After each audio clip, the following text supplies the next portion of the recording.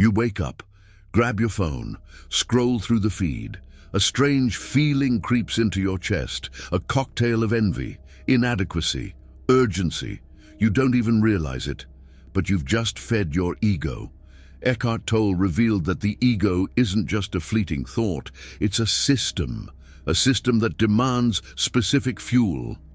And there are 5 places where that fuel is concentrated so dangerously that they can obliterate years of spiritual work in mere minutes. Most people think the ego is something internal, a dragon they have to slay within. But Tolle uncovers something far more terrifying. The ego is cultivated by external environments. You could meditate for 2 hours every morning, but if you spend 3 hours in the wrong places, you're just pouring water into a leaky bucket. And here's the kicker, the part no one tells you. These 5 places are considered normal, socially acceptable, even encouraged. But they're perfectly designed traps to keep you unconscious.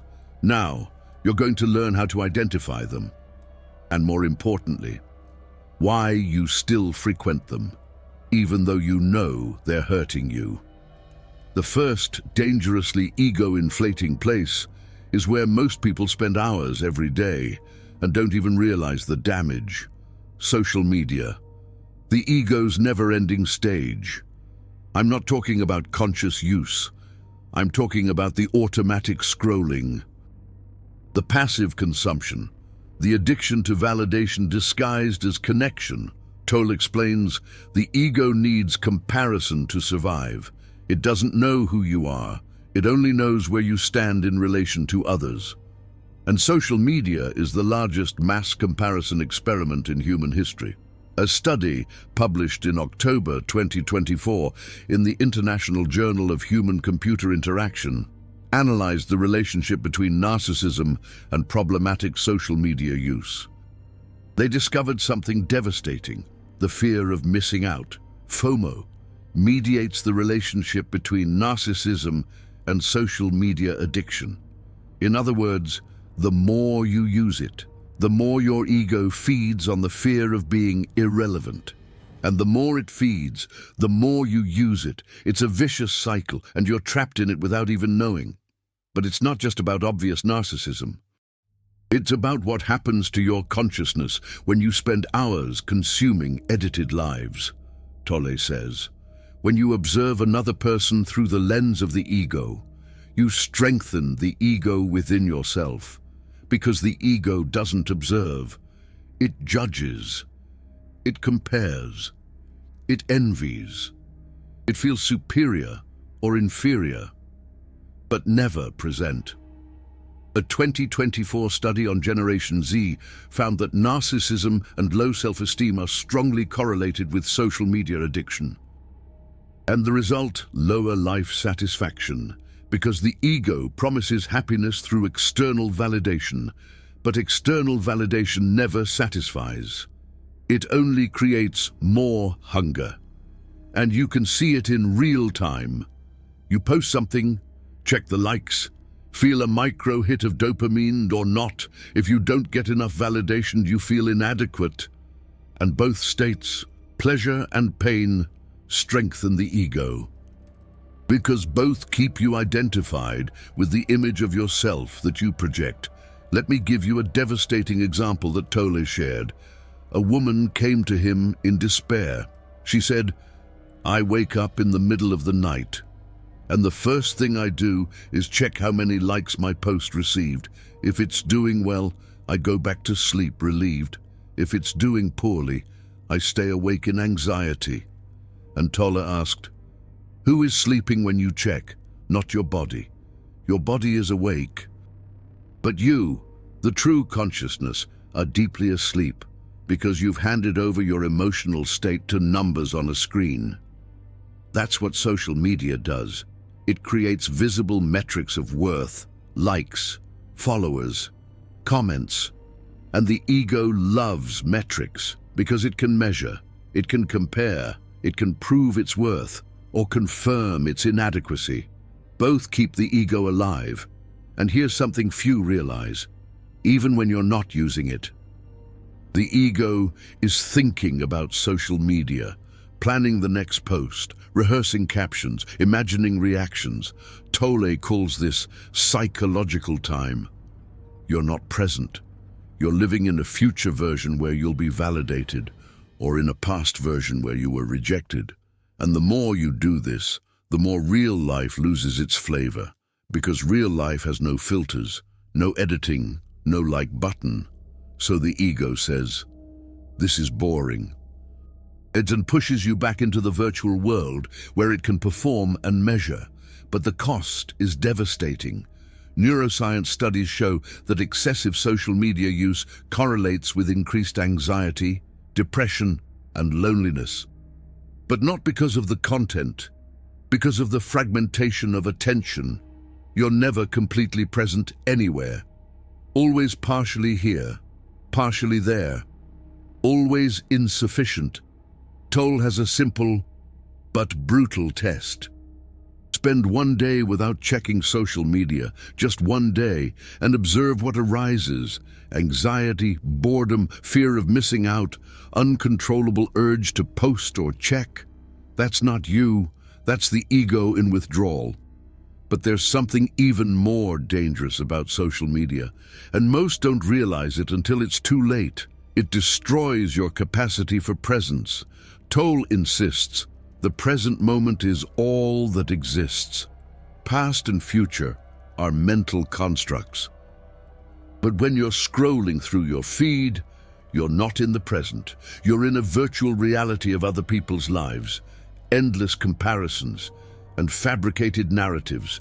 And the more time you spend there, the harder it becomes to return to the now, because your brain has been trained to seek constant novelty, and real life, present life, seems boring, slow, insignificant. So you go back to the feed, and the ego smiles, because it's captured you again. But hold on, because the second dangerous place is where you probably are right now, and it's where the ego feeds in an even more subtle way. Environments of toxic competition, the ego's battlefield. I'm not talking about healthy competition. I'm talking about places where your worth is measured exclusively by performance, where people are reduced to metrics, where collaboration is replaced by silent warfare. Tolle observed this in corporations, in academic settings, even in spiritual communities, and he realized when the structure of an environment forces constant comparison, the ego has no choice. It enters survival mode. A 2024 study on ego depletion in the workplace identified that interpersonal conflict is both a cause and consequence of ego exhaustion. Working in toxic environments doesn't just drain your energy, it drains your capacity for self-regulation. And when you lose self-regulation, the ego takes total control. And you can feel it. You come home after a day in that environment and you're different, irritable, defensive, critical, exhausted not just physically, but spiritually. As if something inside you has been corroded. Tolle explains why these environments activate what he calls the collective pain body. It's an accumulation of unprocessed negative emotions that exists within groups. And when you're immersed in it, you can't help but absorb it. Especially if your ego is still strong, because the ego loves drama. It feeds on conflict. So even if you hate the toxicity, a part of you participates, complains, gossips, takes sides.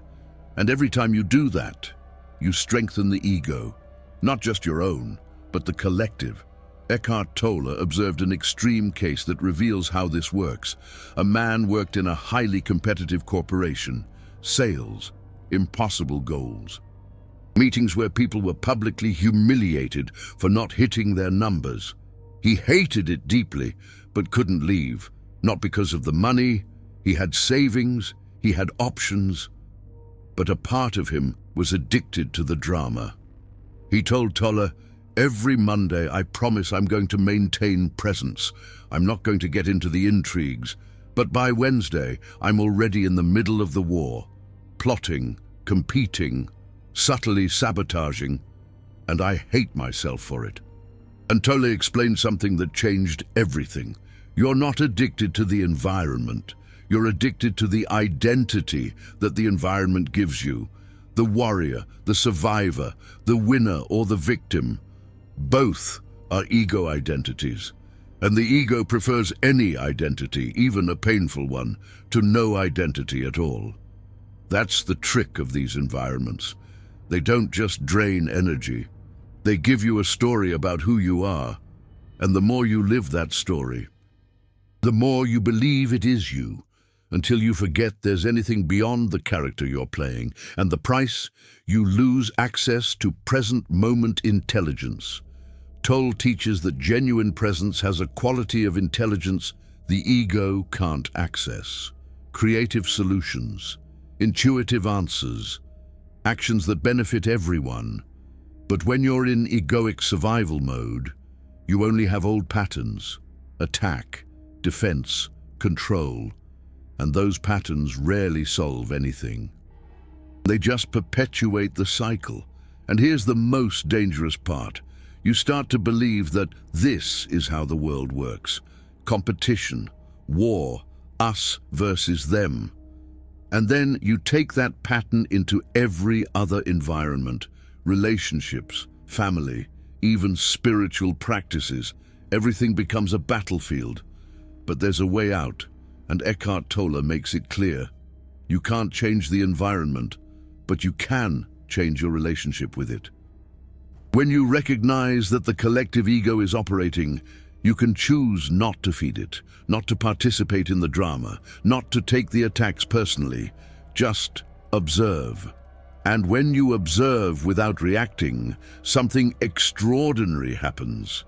The ego loses fuel, and you remain present even in the middle of chaos. But this demands something that most aren't willing to give: constant vigilance. Because the third dangerous place is waiting. And it's where many awakened people fall without even realizing it. Circles of gossip and drama, the social trap of the ego. Tolle tells of a woman who came to him confused.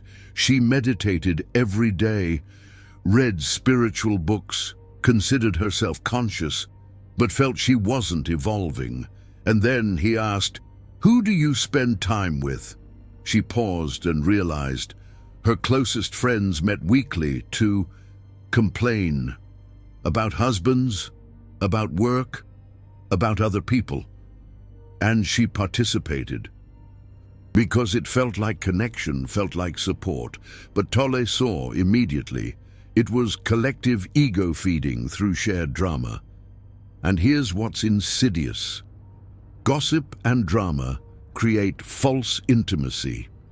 You feel connected because you're sharing something.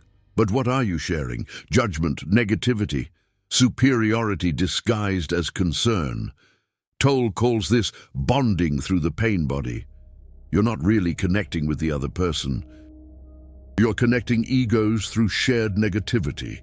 And the more you do it, the more your ego strengthens, because it's found allies. And you can test this easily.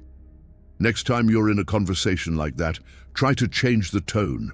Try to bring positivity, or simply observe without judging and see what happens. Probably people will look at you strangely, or call you insensitive, because you've broken the unconscious agreement. We feed each other's egos through judgment. Recent research on social behavior shows that gossip serves an evolutionary function, group cohesion through exclusion of others. But Tolle asks, at what cost?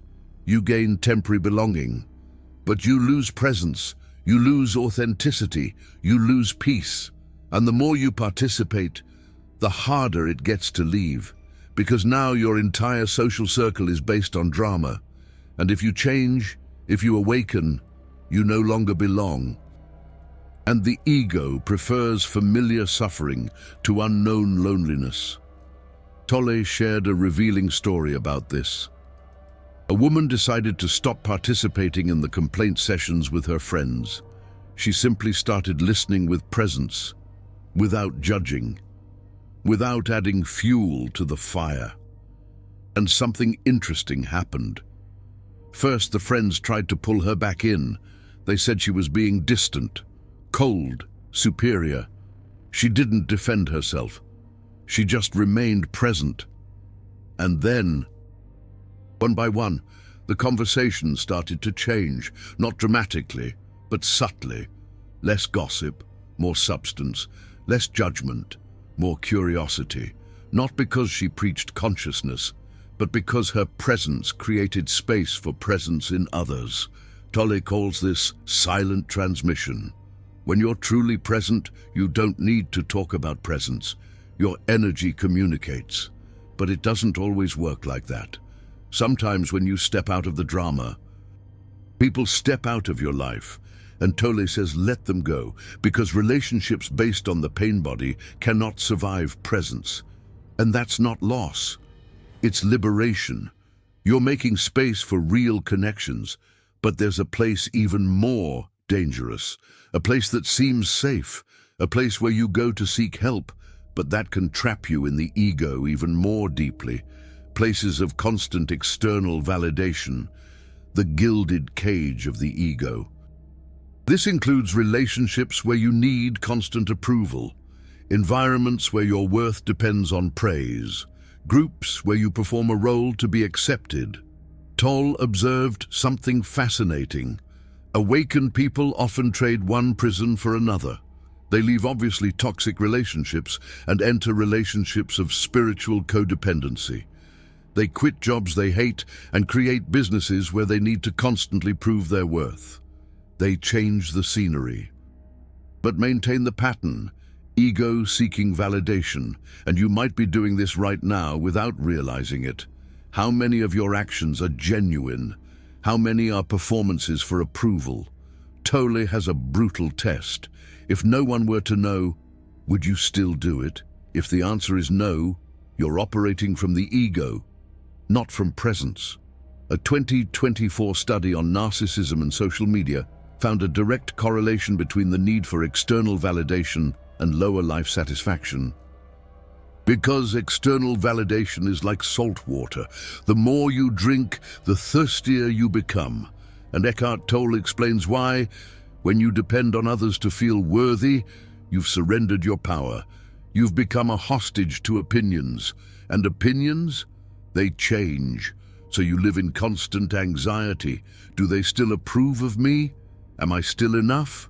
And the ego loves that anxiety because it keeps you focused on image, on performance, on control. Everything except presence. But now comes the most dangerous place of all, and it's where even advanced spiritual seekers stumble, because this place uses the language of awakening to keep you asleep.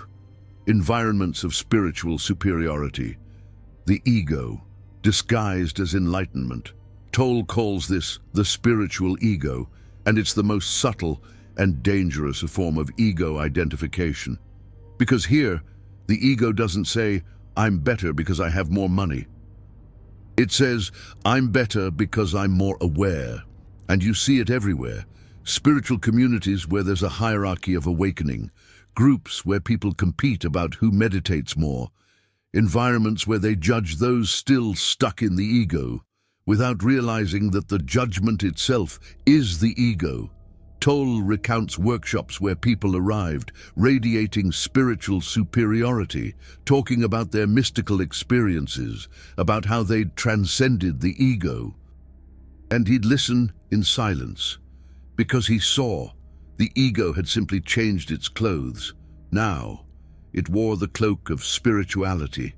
A 2024 study from the University of Michigan identified what they called spiritual bypassing, using spiritual concepts to avoid real emotional work, and they found that people familiar with spiritual teachings often had more inflated egos, just disguised.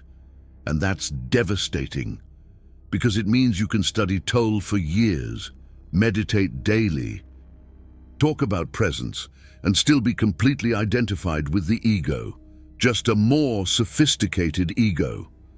Tolle says, the ego doesn't care which identity you use, as long as you use one. You can identify as rich, as spiritual, as awakened. To the ego, it's all the same, all prisons. And the spiritual ego is especially dangerous because it's invisible to the one who has it. The person genuinely believes they've transcended and then uses spiritual teachings to judge, to feel superior, to create a new hierarchy. You see it when someone says, "You're still in the ego," or "You don't get it," or "When you awaken, you'll realize." Each of those phrases, pure ego, disguised as wisdom. And Tolle has an infallible test. If you need others to know how awakened you aren't awakened. You're performing awakening.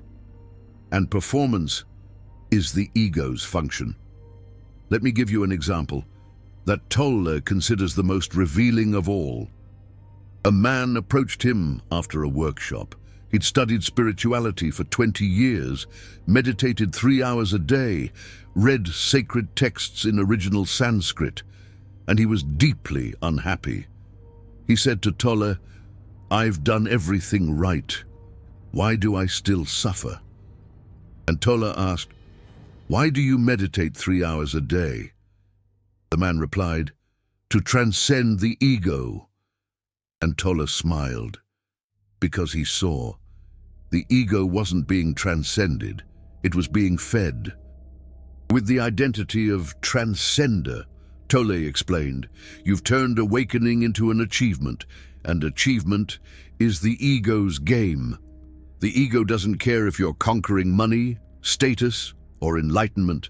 As long as you believe there's something to conquer, you're in the ego. And that's the ultimate trap, because genuine spiritual seeking isn't about getting somewhere. It's about realizing you never left. Presence isn't conquered, it's recognized.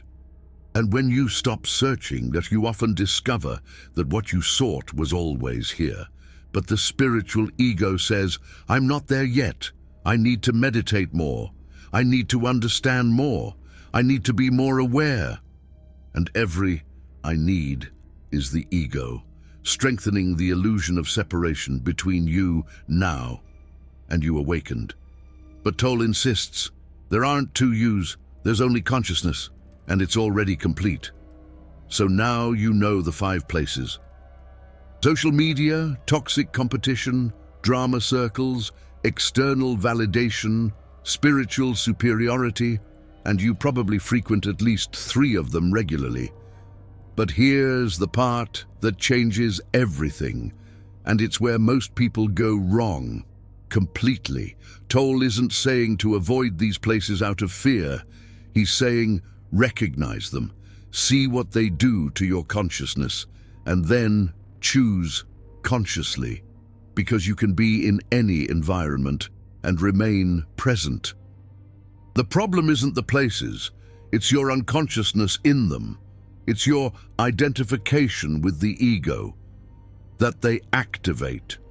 When you're conscious, you can be on social media without getting lost in comparison. You can be in a competitive environment without going to war. You can be in a drama conversation without participating. You can receive praise without needing it. You can be in a spiritual circle without superiority. But this requires something radical. Vigilance, Tolle calls it witness presence. You observe the ego wanting to feed. You observe the impulse to compare, to compete, to judge, to seek validation, to feel superior. And by observing, you create space between you and the ego. And in that space, you are free, not free from the environments, free from the automatic reaction that they activate. Now you have the complete map.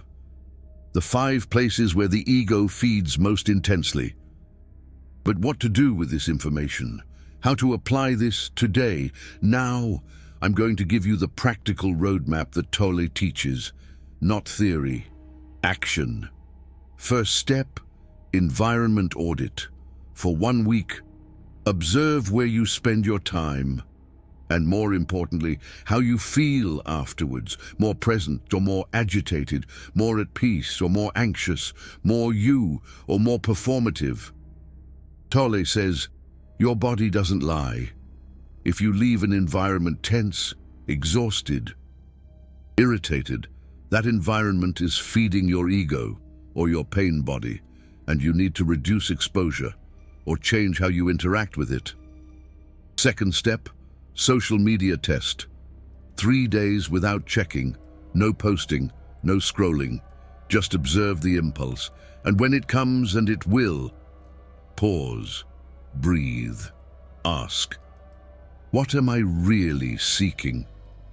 Connection or validation, information or distraction, presence or escape? And when you identify the real need, behind the impulse, you can address it consciously. If it's connection, call someone. If it's distraction, acknowledge what you're avoiding and face it. If it's validation, give it to yourself. Third step, drama circles. Next time someone starts gossip or complaining, experiment. Don't participate, don't judge. Just listen with presence, or gently change the subject and observe the reaction, both from others and your own. Tolle teaches, you don't have to save anyone from their drama, but you also don't have to fuel it, and your silent presence is more transformative than any lecture on consciousness. Fourth step, external validation. For 1 day, do good things, and don't tell anyone. Help someone anonymously. Create something without posting it online. Practice a skill without sharing it on social media. And observe the agony of the ego. But what about the credit? When will I get the likes? And when you survive that agony without caving, you've released some of the ego's control. Fifth step, spiritual superiority. Every time you feel the urge to correct someone spiritually, pause. Ask yourself, am I genuinely helping? Or am I just trying to feel superior? Am I offering presence or judgment disguised as wisdom? And if it's judgment, simply see it. Don't repress it. Don't judge the judgment. Just observe. Because observation without identification dissolves the pattern. Eckhart Tolle says something powerful. Environments don't have power over you when you are present, but when you're unconscious, every environment is a trap. So the job isn't to avoid the traps, and it's to wake up. And waking up is simple, not easy, but simple. It's remembering, I am not my thoughts. I am not my emotions. I am not my image. I am the consciousness. Observing all of it. And when you remember that, in the middle of social media, in the middle of competition, in the middle of drama, in the middle of seeking validation, in the middle of spiritual superiority, something shifts. The environment stays the same, but you're no longer identified. You are present, and presence is freedom. Tolle teaches a powerful practice for this. He calls them presence markers. These are reminders that you plant in those 5 dangerous places. When you pick up your phone to check social media, pause for 3 seconds, feel your breath, ask yourself, am I seeking presence or am I seeking escape? When you walk into that competitive environment, before you cross the threshold, pause, feel your feet on the ground. Remember, I am not defined by what I will perform here. When someone starts drama or gossip, before you speak, pause, feel the impulse to participate, and ask, does this serve presence or the ego? When you're about to seek validation, pause, feel the need, and give that validation to yourself. When you feel spiritual superiority rising, pause. See the ego wanting to prove something, and smile, because seeing it is already freedom. These 3-second pauses are portals. Tolle says, between stimulus and response, there is a space. In that space lies your power. And the more you practice pausing, the more that space expands, until you realize you always had a choice. You just didn't know it. And then something extraordinary happens. Those 5 dangerous places stop being dangerous. Not because they changed, but because you changed.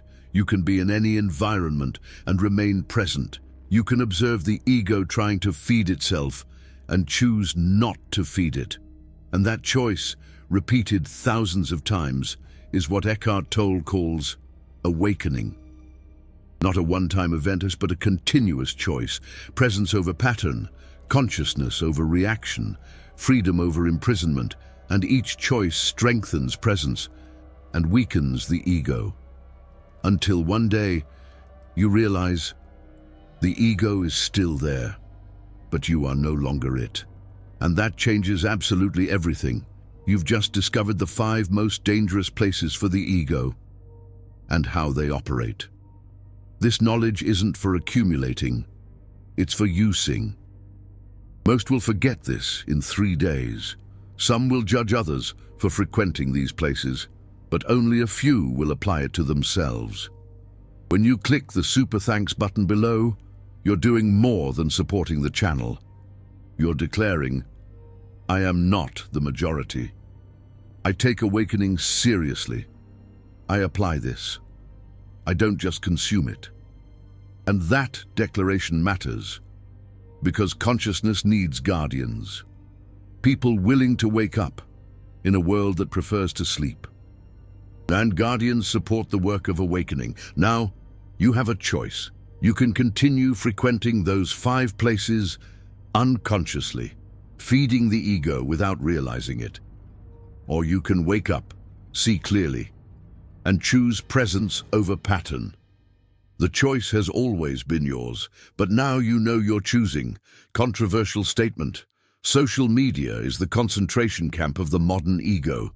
99% use it thinking they're connecting. But they're just fueling collective narcissism.